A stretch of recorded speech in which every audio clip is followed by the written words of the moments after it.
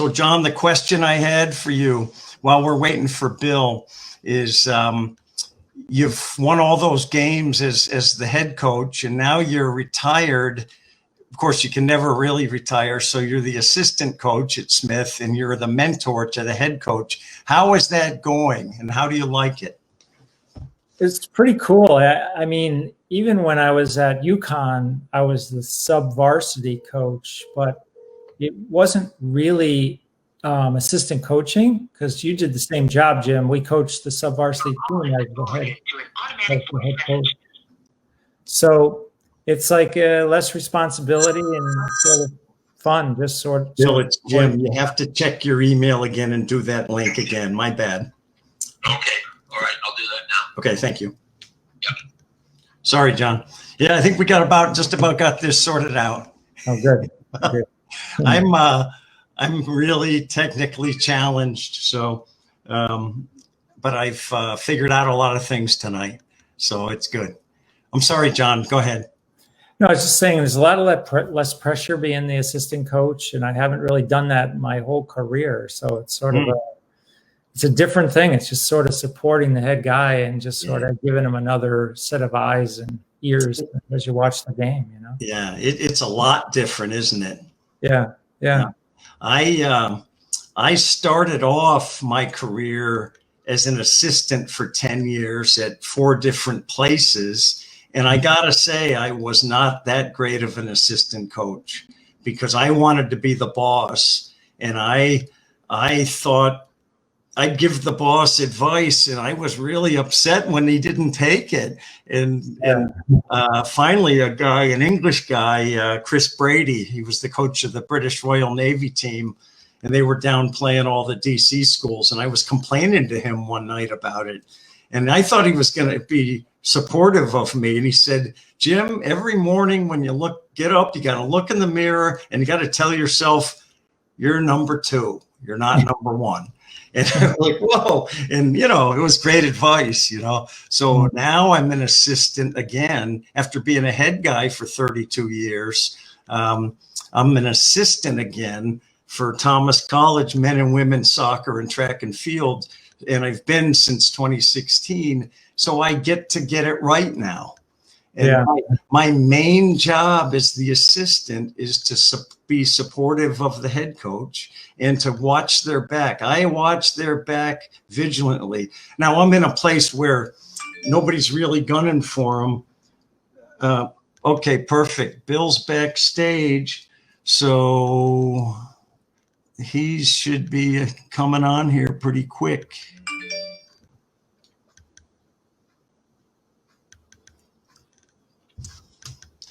I'm just looking for him to pop on.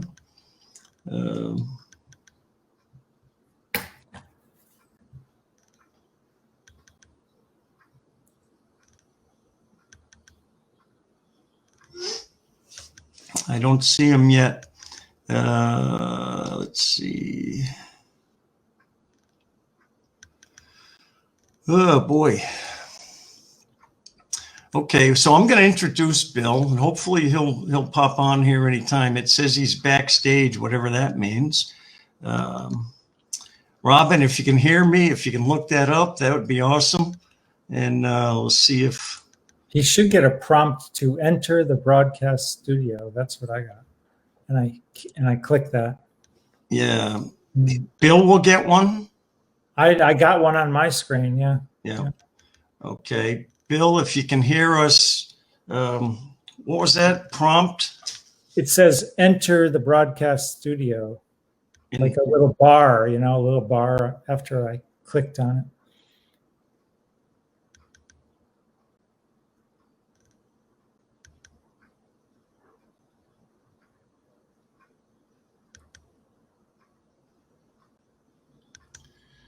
Okay, so we got a comment here from, okay, he has to enter the studio. Unfortunately, he can't hear me.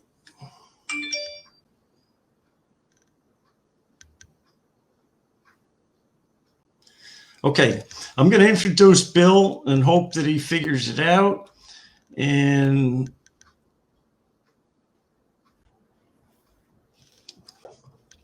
Bill Swartz coaches Pomona Pitzer College out in Claremont, California, where he's got over 400 victories, and he started there in the 80s and in a place where you couldn't win, and he proved them wrong on that one. And before that, he was at Thomas College for 5 years, where I am, and I replaced him at Thomas College. And so he and Jack Huckle helped me get that job.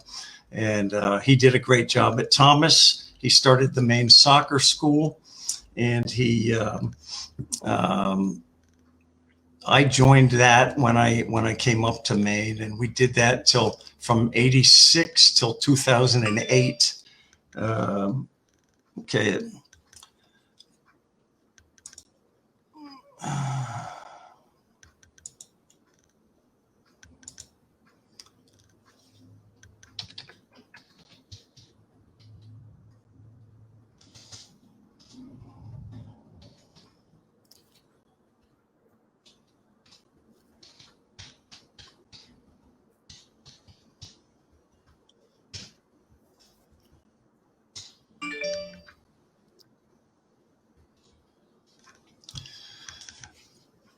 Okay, I think we're going to call it a day with this, and we're going to go to Plan B, and we'll have Bill on next week. Sorry about that, everybody. I know we wasted some of your time there. What we're going to talk about tonight is the English Premier League and the games that we see every Sunday, and a couple of things that we've noticed that have been going on that have been a big change from the past, and it's not always a good thing. When blocking shots used to be a big, important thing for defenders, and now these guys, they flinch and they get out of the way, and they let balls go through their legs, and they try not to get hit. And a lot of goals get scored that way now. And boy, in our day, John, what would happen if we did that? We'd be on the bench pretty quickly, right? We'd be on the bench, and here comes Bill. All right, Bill, you saved me. I was just going to tell him all about the English Premier League. Well, all I know, one of the things I was going to mention today is there we go. Adapt or perish in this game. Hopefully everybody didn't say, well, I'm going to go watch something else. So anyway, my wife already it was worth the wait, folks. Trust me on this. So Bill Swartz, I'm going to give a real quick where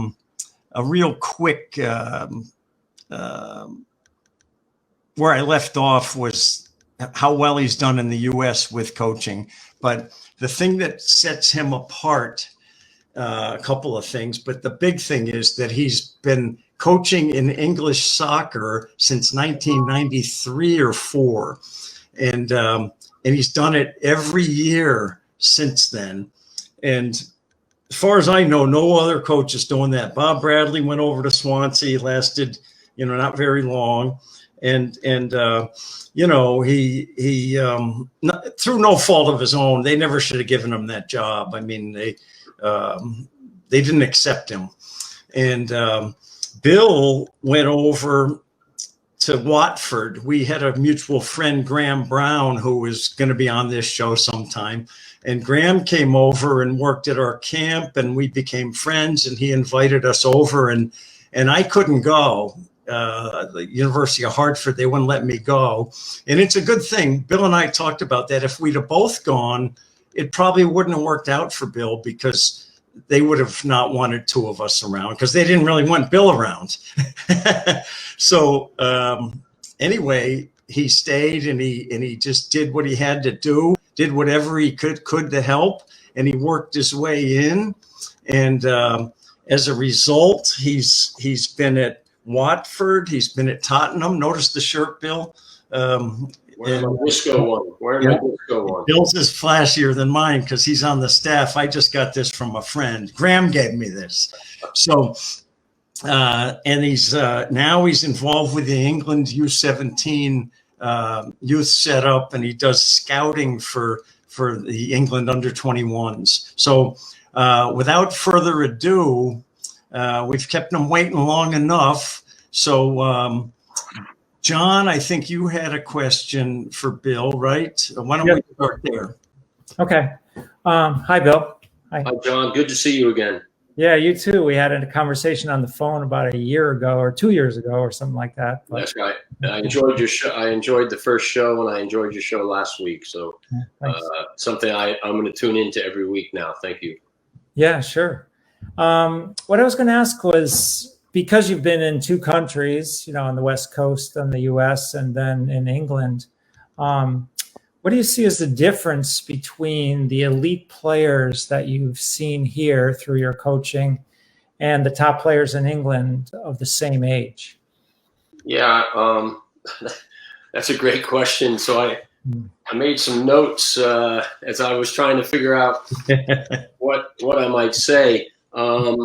Well, I think I'll use my experiences at Watford, obviously with England, when I traveled with them, with Tottenham, and it's been an evolution. So I don't know if 5 to 10 years in I could answer the question, hopefully as well as I do now. But I've had plenty of time to adapt myself to both countries. Which can be difficult, living in two worlds sometimes. So I think the most important thing is, I think we and increasingly now in England, which we're talking about in the FA now, increasingly we're both making our players both boring and bored with our training, right? So I see it in a couple ways. I think to answer this, I can get long-winded, so just tell me to shut up if I go too far off your question. But youth and senior coaches, I see them as either coming in with a game plan, right? So they have a game plan. Youth coaches, I'm talking about, and senior coaches. But let's focus on the youth coaches because that's what we're here for. And versus the coaches who respect it's a game of players, right? And so it's a players game. Teaching is the most difficult skill set. So Steve Perryman, who was the manager at Watford in '93 and has become a dear friend, he captained Tottenham for years, and he had a pretty worldwide view of things. He had coached in Japan and a very intelligent man. And he taught me that players can smell a coach's fear of opponents and a lack of belief in their own players from a mile off. All right. And they lay down these predictable robotic patterns as rules, not guidelines. So I would use guidelines. I think sometimes in our country, and again with some of the youth coaches at academies, they're pretty rigid rules, not guidelines, right? And the players have nowhere to go when the wheels fall off, right? When the robotic patterns, the robotic movements don't work, they don't know what to do. They can't adapt. And I said earlier, especially with the difficulty getting on, you either adapt or you perish, especially in the game I'm in. It's different than the college game. And they can also smell the teacher who says, well, let the game be the teacher. Let the game teach the game. And then they just play. And so it's a bit more off the cuff. And we would see that as the person not having a clue as to how to develop players, right? The most difficult spot is that in-between spot of those two things. Yeah, I see. Right? That's the most difficult place to be, I think. It requires a depth of understanding of the game. So that's why we're students of the game, right? I'd like to think that I've tried every day to practice my trade. There's not a day that doesn't go by that I don't do something with football. Yep. I don't want to become a dinosaur. My biggest fear, and then I'll go back to the subject. My biggest fear is to be told the game's past you, you can't come anymore. And I've feared that for the whole time, to be honest, the last 25 years. And as I did at Southern Connecticut as a player, I always thought I was expendable. So I think that sort of teaching, the understanding of the game, helps you to create adaptable players. So they're players that can fit into any tactical requirement, right? Yeah. They can pack their boots past the academy or past our youth structure, right? And apply their trade anywhere and for any coach in the world. I don't think we're creating those players. We've created a few, but I think with the numbers we have, it's probably going to happen. But we're not creating players that can adapt to every coach or every tactical scheme they might be thrown up against, right? And the players that make all the money can do that. So those that can, I see them as the proper players. So you take an Andrews Townsend, who graduated from the Tottenham Academy as a youth player, and then got his first game there.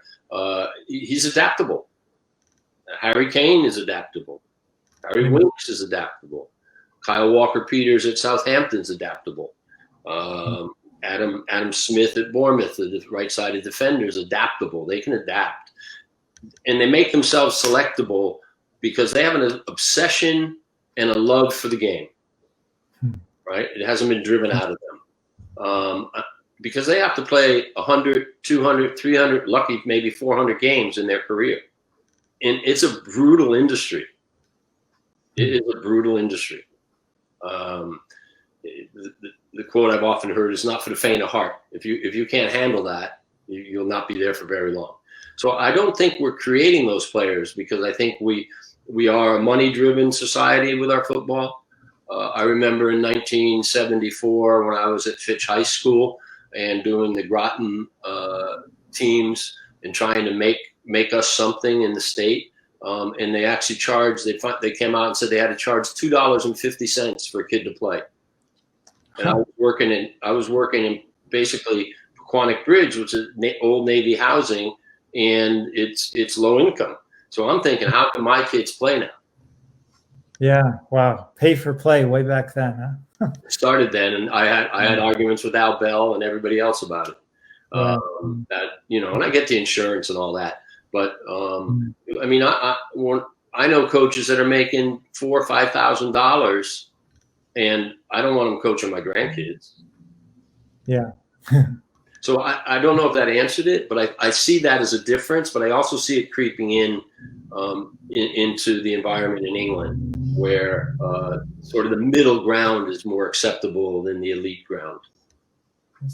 Yeah, that's a fascinating answer. Yeah, it's very difficult to have that balance between sort of letting a player be very creative and then giving them enough sort of structure within the team concept and enough advice so that they can change as the games go on, I think. Yeah, so what I try to look for, and I think I've evolved into this, I think I had it a little bit, just in my natural playing and in how I saw the game growing up or playing it. And I played for really good coaches at Southern Connecticut. I mean, when I first started coaching, I'm thinking, holy mackerel, I didn't know I knew this.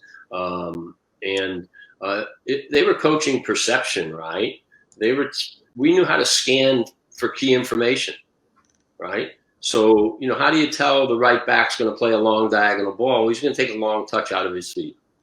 Yeah. Right?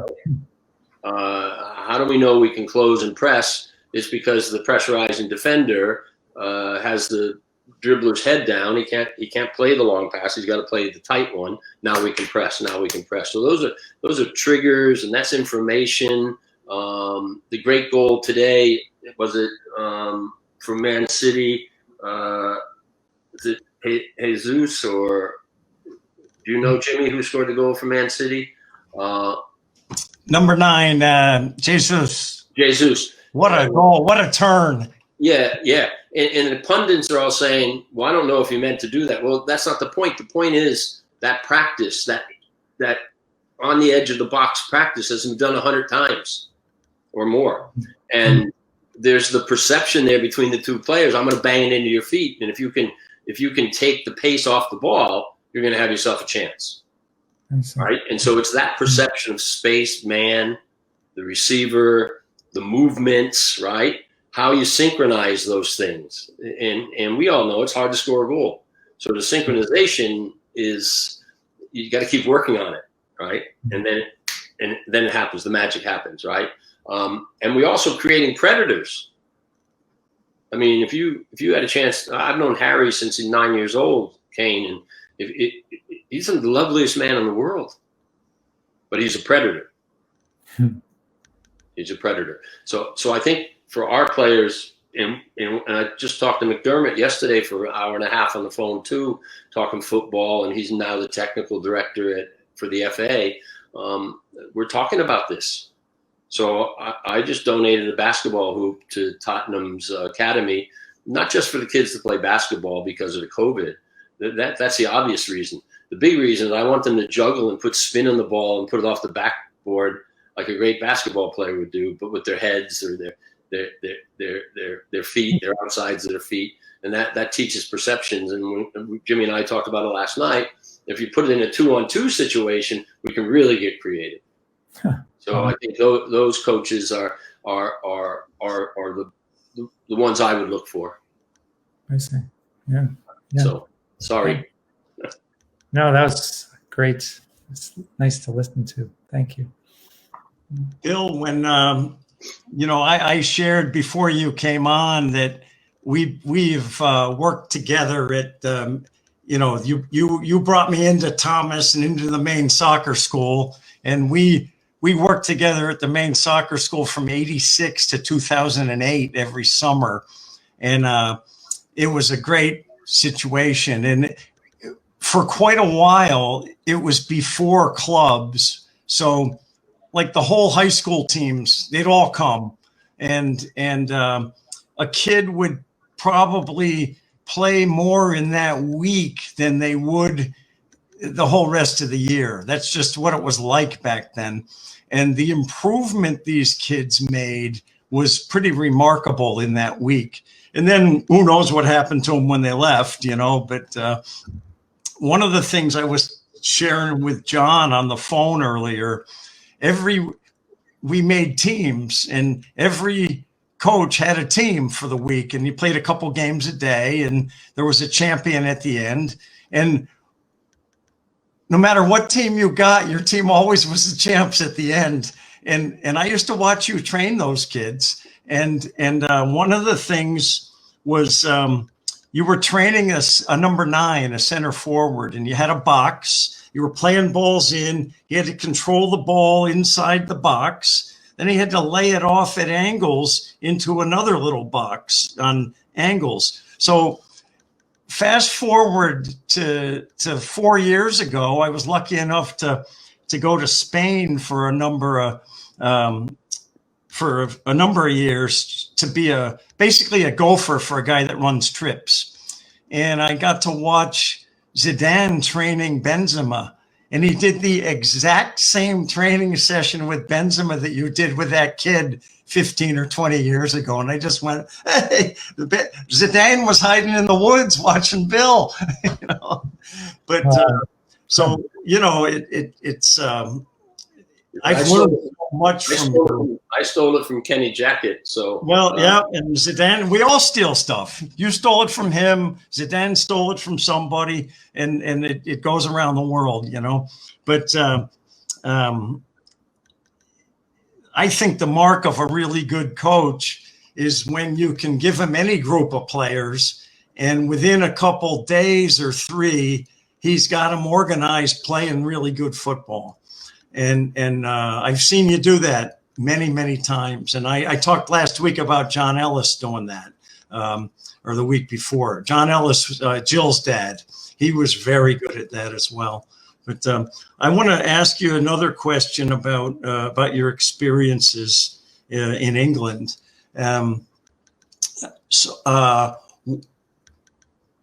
One time at camp, I fancy myself as someone who can teach guys how to score goals, right?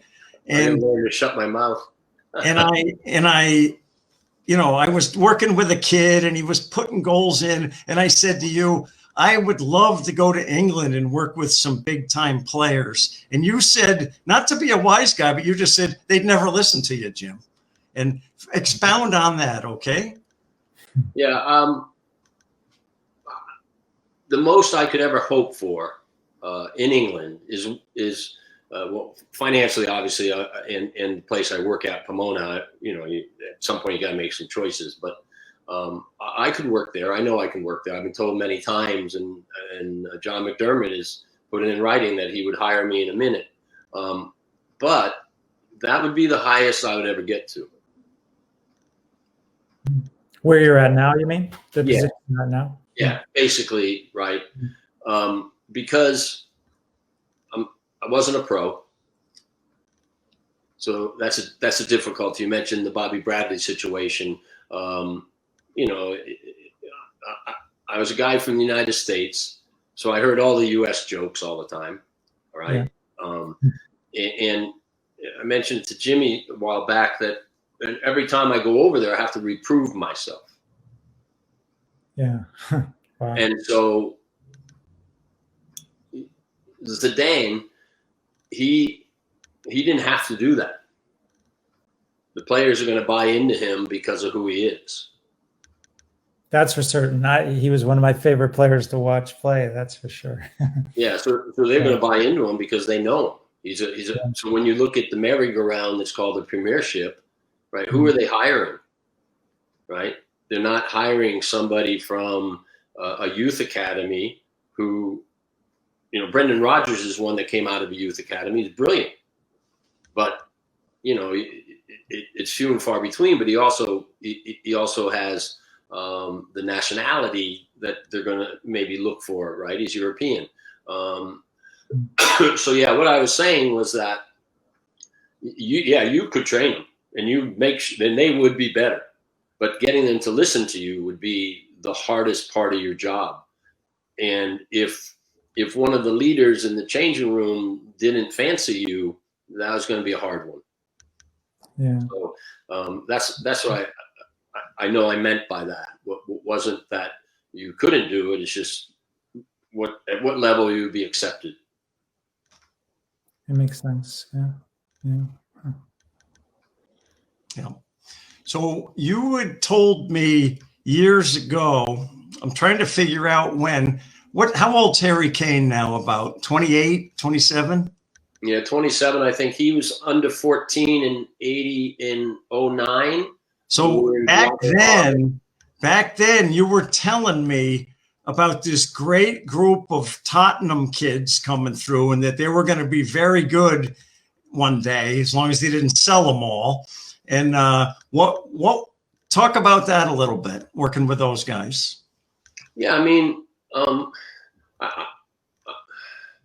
think I'm lucky because somehow I naturally make eye contact. So, I mean, I've analyzed myself a little bit in both good and bad ways. But I think I care a lot, right? So I care about the people I work for.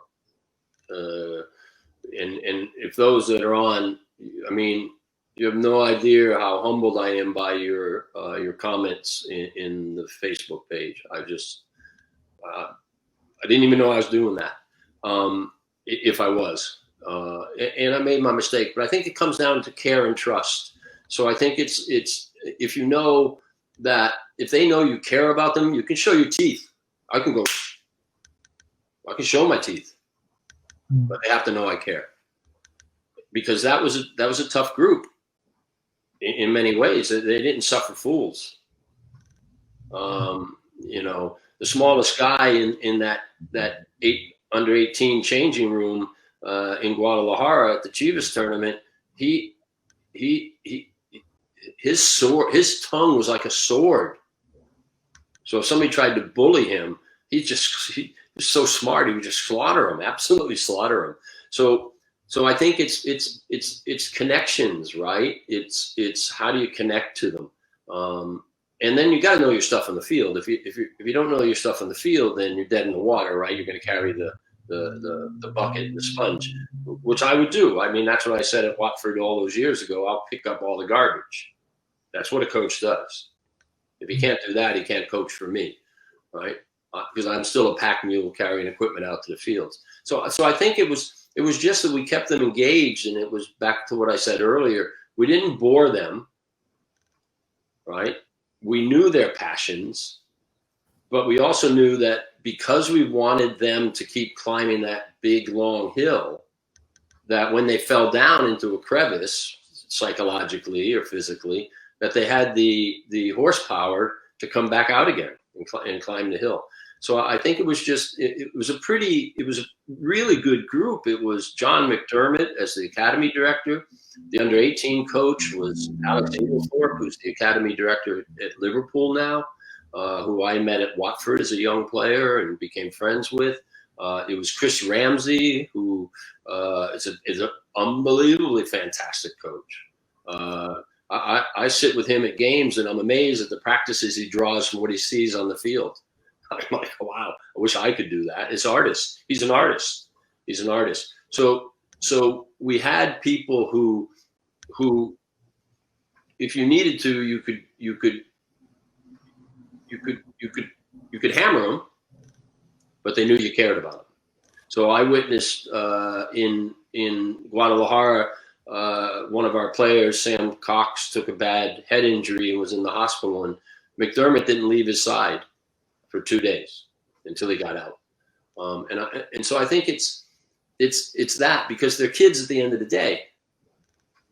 They're under 18 at that point. But you take a Ryan Mason who had that horrible accident a few years ago and can't play anymore, and great coach now. You got Ryan Mason, and Ryan Mason, I'm not going to tell him how to play a number 10. I can't tell him how to play a number 10. Yeah. What could I ask another question? What was the relationship? What's the relationship like, say, between a coach like a manager like Pochettino and McDermott and the entire staff? Is he involved with the entire staff or just with the first team, or how did that work at Tottenham? Poch was fantastic. If Poch came in the room, you felt like you were the only person there. His charisma, his sincerity, his care. He put his arm around you. He was in Macca's office. He come over the academy side. So in infield, at the infield training center, right? It's a huge building, but one side set apart for the academy and one side set apart for the first team players, right?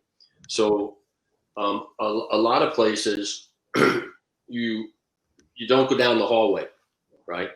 Now I wouldn't go down the hallway unless I was invited from the academy to the first team area, because that's not my place. Right, I have to know who I am. Right, when you're in a football ground, if you don't know who you are, you could step in it and be asked to leave. So Poch was absolutely fantastic. I mean, just look at his record of putting players through to the first team. But also, he'd show you his teeth if he needed to. He sold some players. Where do you see him popping up next?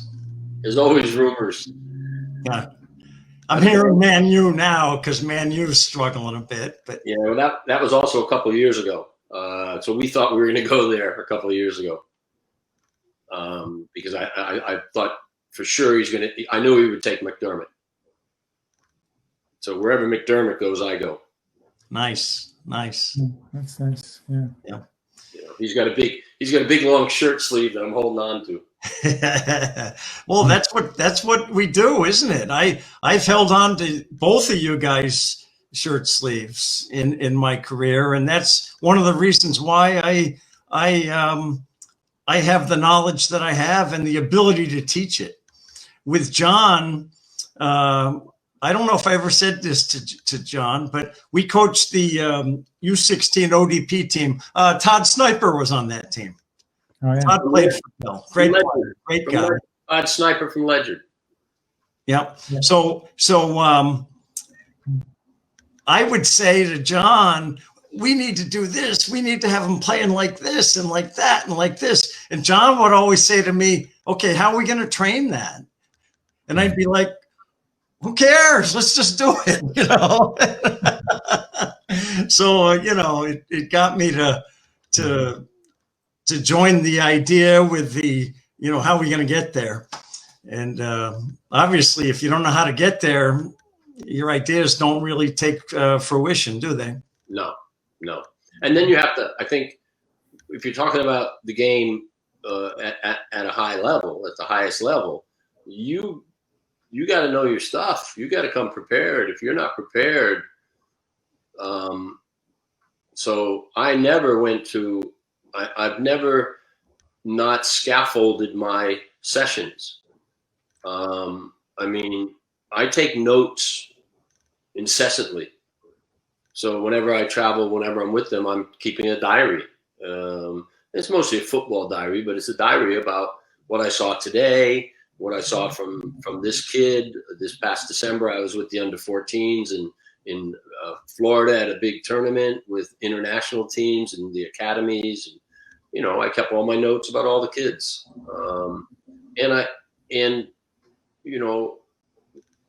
I talked to all the kids. Right. And I knew their names within, I know you've mentioned this before, Jimmy, about some of these top people. Knew their names as soon as they got off the buses. I'd already had all their biographies sent to me by Tina Gold at the academy, had all their biographies, had their pictures. So as soon as they come off the bus, I'm like, Jim, how are you? John, good to see you. Wow, that's impressive.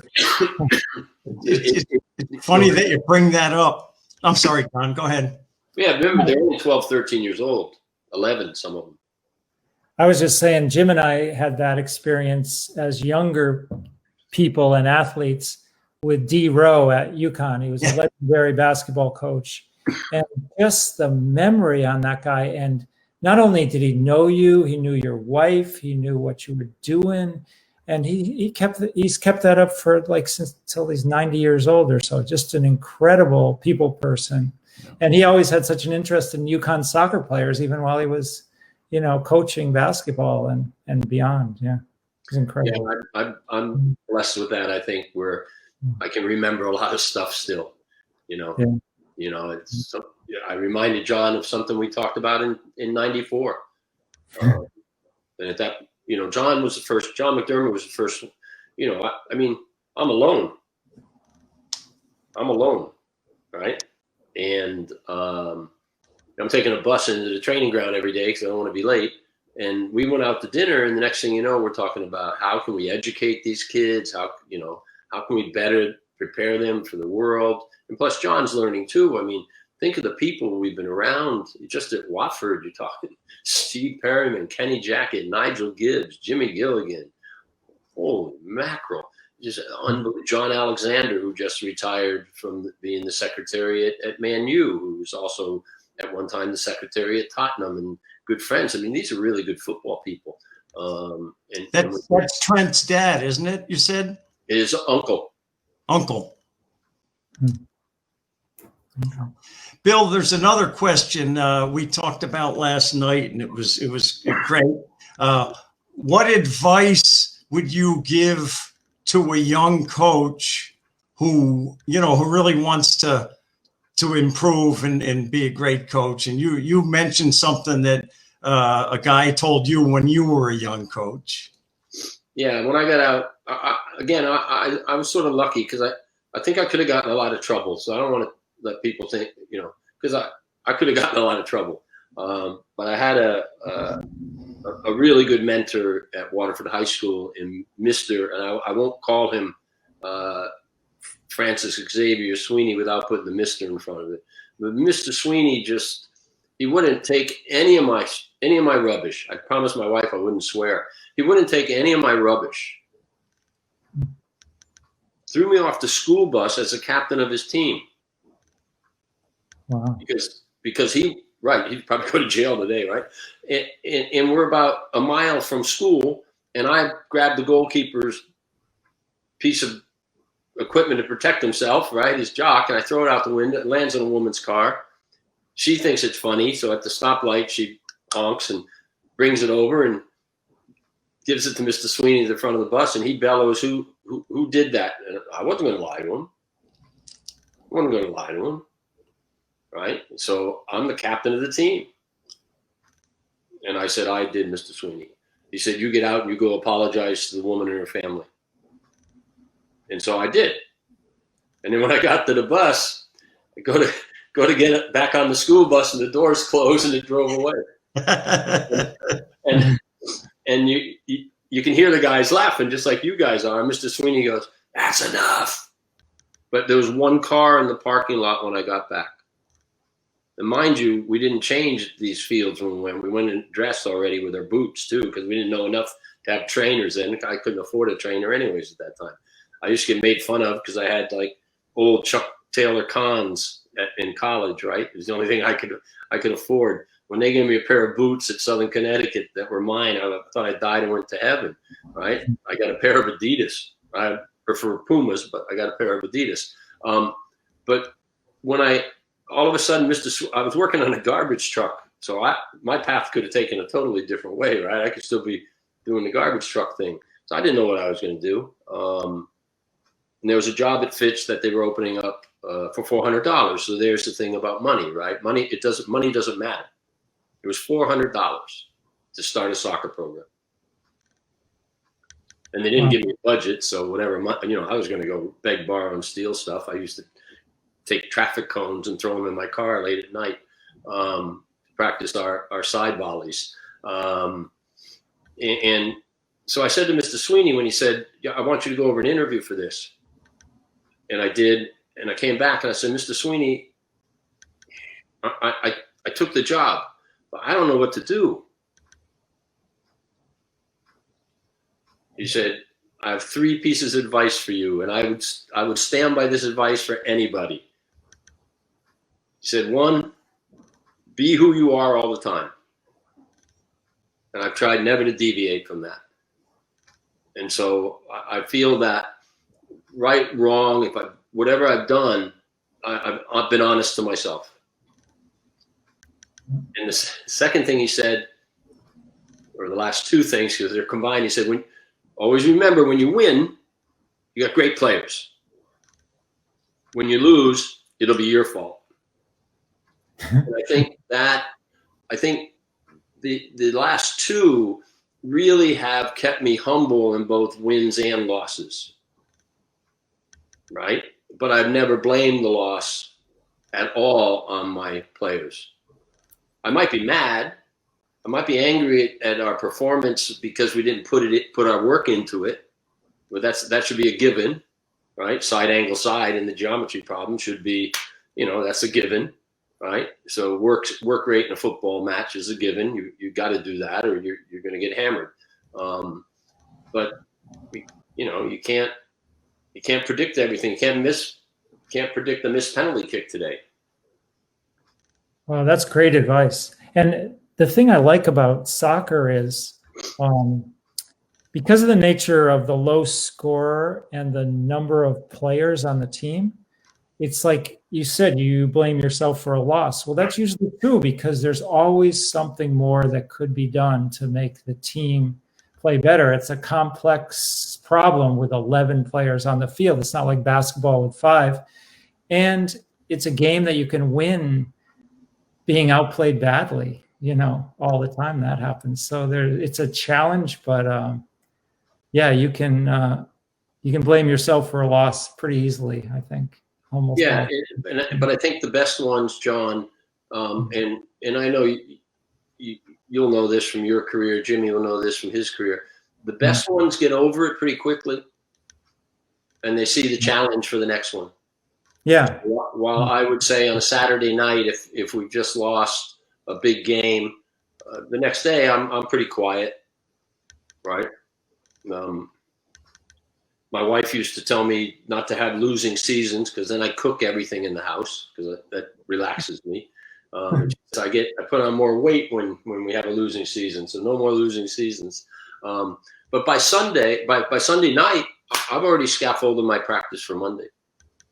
Yeah. Already now, I've got to move on. I've got to move on. And that ties into Jimmy's question earlier about, those players in 08. They knew how to move on from a bad performance. And that's why they're still playing, many of them, in the league still today, because they had that strength to say, okay, that's a loss. Let's get to the next one. I think if I've had success in my life at the high school level and the college level, it's because we do move on. Yeah. It's we hit the bar 5 times and we got beat 1-0 on one shot. That's just, can't predict that. Yeah. Yep.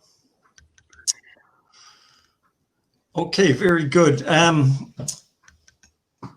Bill, I want to just give you the floor and kind of while we finish up here and just, is there anything that you would like to express to, the soccer community? We've got probably not a lot of players, but a lot of coaches of all levels and a lot of parents perhaps too, because I invited this parents group on. So I'm going to leave it at that and really take it any which way you want. Yeah. Is there a chat thing? Can people chat in? Yeah, there is, but Okay. I'm kind of, this was a challenging start to the show. Right, So I'm not sure. If anybody's out there and you got any questions for Bill, I know Felice Duffy was going to add something, but I don't see her. But last time you did, and it popped up later. So I still am a rookie at how to maneuver all this stuff here. So what I'll say is this, and I love watching my grandchildren perform, right? Performers become winners. So I would encourage coaches and parents to have it, just let the kids perform. That's what they want to do, right? And that means when we're driving home with them, we don't, right? We don't talk too much about the game. We listen to them. So my daughter Jennifer taught me something at 9 years old about soccer that I hadn't thought about. She said, I'm sure I had thought about it, but not in these terms. She said, is saving a goal the same thing as scoring a goal? And I said, yeah, Jenny, it is. Coming home from her game, and she was playing for a pretty decent club team out here at the time, little kids, but it's just, I just wanted her to have fun, right? Because I'm not a crazy father at all by any stretch of the imagination, right? I don't want him to be like me. I want him to be really smart. And I said, well, yes, Jenny, it is the same. She said, well, why didn't the coach tell me that when I slid and saved the ball off the line? And I said, well, he probably just, knew you already knew, right? So I'm going to protect him, right, in that way. But I think it's find the positive things they're doing. I think there's nothing better than that, nothing better than that. And if it puts a smile on their face, it's a really good thing. It's a really good thing because they're playing because they love it. And it's what I said earlier, that you want to create that love and that passion for the game. And you can't do that if you're expecting too much for them. The other thing I would suggest is that being good at under 12 in my world overseas is strictly only being good at under 12. There's no predictors that'll be a pro. You cannot predict that. There's too many factors that are going to happen along the road, right? And so I'll tell an Andrews Townsend story about that. When we came on in 2005, Andrews was released. He flat out refused. He's a 14-year-old kid, right? Flat out refused to leave the team. He refused to leave the building. He said, I'm going to be a pro. So we're looking at each other going, well, maybe we got to listen to him. He's saying something he's already seen it in his mind, and he did. But his work ethic brought that about, and his mentality brought that about. But we can't predict that.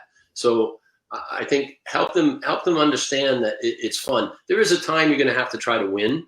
I mean, in my world, I'm lucky because I'm a faculty member at Pomona. So I'm not ever going to be judged solely on my win-loss percentage. So it's almost unfair of me to say, make sure they're getting their academics done, make sure they're. But at Tottenham, I was using chess to teach concentration for the players, right? Wow. So they can push aside the extraneous things that are happening around them in the relaxation room, with the YouTube videos going on, with the ping pong being played, table tennis. They can filter that stuff out. They can start to learn how to filter it out in the field. And remember that every player is going to go through this, and your kids don't go through this. Our kids don't go through this necessarily. There's like 3 or 4 key times in a professional player's life. One, you've been just sold or given a contract for a new team. You've never been there before. You got to go into the changing room. And so you're clocking the clicks. Who are the kings in there? Who are the weaker ones? You're trying to figure out that changing room, but that's not the test yet. You got to go outside now and be on the training ground. And that's a test. Okay, and if you survive that, now the biggest test of all is a little different, this story, because it's not in the COVID time, but now you're going out in front of 60,000 people, and you got to conquer them. And so I think if you have that realism to the view of your children, of the players you're working for and with, then I think you can free yourself from thinking, I have to win all the time. Difficult in the money process that we have, but because you got to feed your kids too, I get that. But I think you got to teach them perception, technique. A couple quotes here. Again, I hope I'm not going off subject, but you get me talking football, we'll go till tomorrow at 5 o'clock. If you got the right technique, not only are you going to do great things, you're going to avoid doing many bad things. And that's the secret, Peter Shilton. Wow. And then this one for all the small players, because I have a grandson who's tiny, but he can play. And he can ride tackles. But in our world, he might not get picked because he's not a linear thinking person. So you want our kids, our youth coaches up the ladder, right? You want to help them not be linear, because if they come to me and they're linear, they're probably not playing. And if they don't have techniques. I learned that the quicker the play moves, the less physical the game will be. When the game moves fast, you have to think fast. When the game moves slowly, it gives the physical players an opportunity to close you down and to be more effective. Luka Modric, who was at Tottenham. And when he would come and train with the youth team, he was absolutely brilliant. What a caring person. And again, care about them, love them up. Not love them where you're just going to say everything's okay, but love them enough to do Mr. Sweeney to them. Yeah. And to finish that story, because I know I didn't, guess who gave me a ride home, and I only lived a block from the school? Mr. Sweeney. Yeah. Yeah.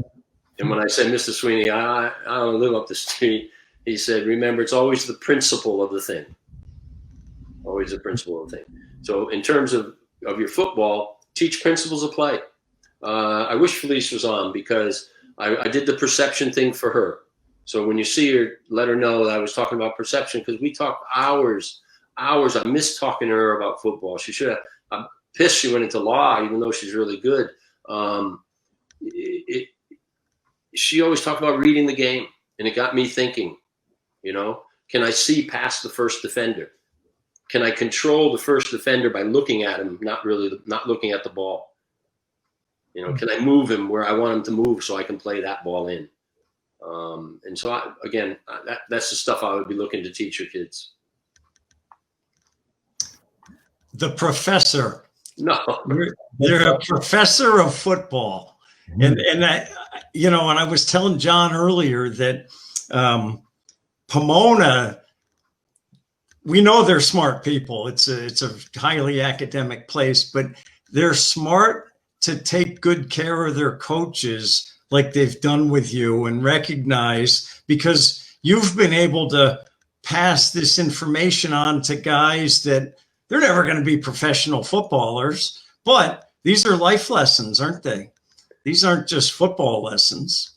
Yeah, I got a text some years ago from Zach Merman, one of our captains in the mid 2000s, and I was on about how Barcelona is always in circles. Like there's a big circle, and then there's a smaller circle inside that circle where the midfielders are, and how if you understand the positioning of those circles, you know where people are going to be.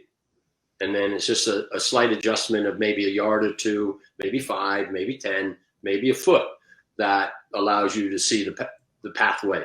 And he went to watch him I think it was in LA, at the Rose Bowl, and he was sitting up high, and he like, I think texting was then still, it was just beginning, but he texted me, I can see the circles. The circles, because because most of our stuff's on field level, it's really hard to see. Yeah.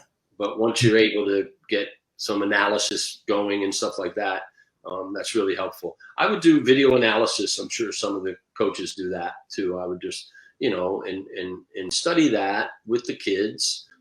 Jimmy Gabarra, I got to go on, because again, I think I can name pretty much every player who ever played for me at some point.